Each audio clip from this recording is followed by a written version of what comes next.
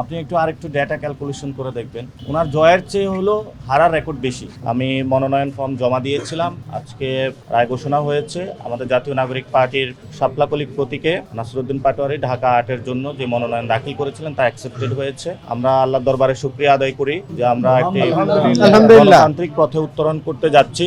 আমরা আশা করি যে ফেব্রুয়ারিতে ১২ তারিখে যে ইলেকশনটা হবে এটা সুষ্ঠুভাবে অনুষ্ঠিত হবে। তবে আমাদের কিছু অস্বস্তির জায়গা রয়েছে, যেমন আজকে আমরা দেখলাম যে জাতীয় পার্টির প্রার্থী রয়েছে, পুরো বাংলাদেশের জাতীয় পার্টি প্রার্থী দিচ্ছে, এটা আমাদের একটা অস্বস্তির জায়গা রয়েছে। সাথে সাথে আমরা ব্রিটিশ কলোনিয়াল পিরিয়ডে যেই ধরনের ব্যবস্থাগুলো দেখেছি, কাগজপত্রের আমলাতান্ত্রিক জটিলতা, সেগুলো আমরা দেখেছি। গত ১৫ বছরে আমাদের তরুণ সমাজকে একটি কথা বলা হয়েছে যে স্মার্ট বাংলাদেশ অর্থাৎ ডিজিটাল বাংলাদেশের আমাদেরকে বলা হয়েছিল, কিন্তু আমরা ডিজিটালে কোনো ছিটে ফোটাও দেখিনি। সে আমলাতান্ত্রিক জটিলতা প্রাগৈতিহাসিক যুগে যেভাবে কাজ হয়েছে সেইভাবে এখনো কাজ হচ্ছে। আমরা আশা করব ভবিষ্যৎ যারা সরকারে আসবে এবং আমাদের যে নেতৃত্বাধীন যে জোট রয়েছে, সকলে আমরা মিলে একটি ডিজিটাল বাংলাদেশ উপহার দিব, যাতে এই ধরনের আমলাতান্ত্রিক জটিলতা না থাকে। ইনশাল্লাহ ঢাকা ৮-এ জনগণের যে রায় হবে ১২ তারিখে, সে রায়ে ইনশাল্লাহ সবাইকে আমরা আহ্বান জানাচ্ছি শাপলাকলিকে বিজয় করার জন্য, নতুন বাংলাদেশ গঠন করার জন্য।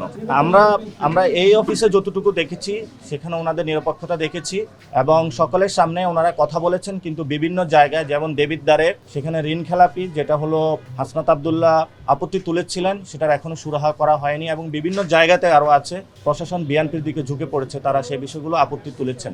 আমরা এই পর্যন্ত এখানে আপত্তি পাইনি। আমরা মনে করি ঢাকা ৮-এ পলিসি বেসড একটি সুষ্ঠু ইলেকশন হবে, এখানে পেশি শক্তির কোনো মহড়া হবে না, মাফিয়া তন্ত্র কায়েম হবে না।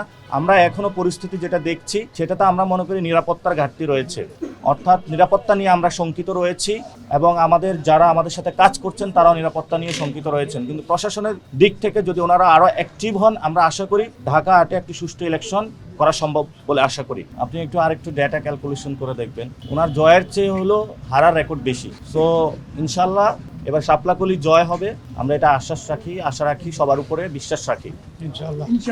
আর জামায়াত ইসলামের বিভিন্ন জায়গায় তারা প্রার্থিতা দিয়েছেন, ইসলামী আন্দোলনও দিয়েছেন। আমাদের আজকে প্রিলিমিনারি একটি মিটিং রয়েছে কেন্দ্রীয়ভাবে, আশা করি যে কালকে মনোনয়নের যে যাচাই বাছাইটা কালকেও চলবে, তো সেই ক্ষেত্রে ৫ তারিখ পর্যন্ত আমরা আশা করি আমাদের এই বিষয়গুলো সমস্যার সমাধান হয়ে যাবে। ওনাদের যে মনোনয়ন ফর্মগুলো টিকবে না, আমাদের যেগুলো টিকবে, সেগুলো নিয়ে আমরা একটি সুন্দর যাত্রা করে সরকার গঠনের দিকে যেতে পারবো আশা করি। এটা আমরা স্পষ্ট করেছিলাম, আজকে কালকে যাচাইয়ের পরে এটা আসবে। আমাদের টোটাল আমরা ৪৭টা দিয়েছিলাম, এর মধ্যে একটি অ্যাকসেপ্টেড হয়নি, ওনার একটু সময় লেট হয়ে গিয়েছিল, বাকিগুলো অ্যাকসেপ্টেড হয়েছে। কিন্তু যাচাই বাছাইয়ের পরে যখন রেজাল্ট আসবে তারপরে আমরা দেখতে পাবো যে টোটাল কয়টি হয়েছে। অর্থাৎ আমরা এখানে সংখ্যাটা বাড়ানোর চেষ্টা করি নাই, আমাদের কয়টি আসনে ইনশাল্লাহ আমরা জয় ছিনিয়ে নিয়ে আসতে পারবো সেটা চিন্তায় করে দিয়েছি।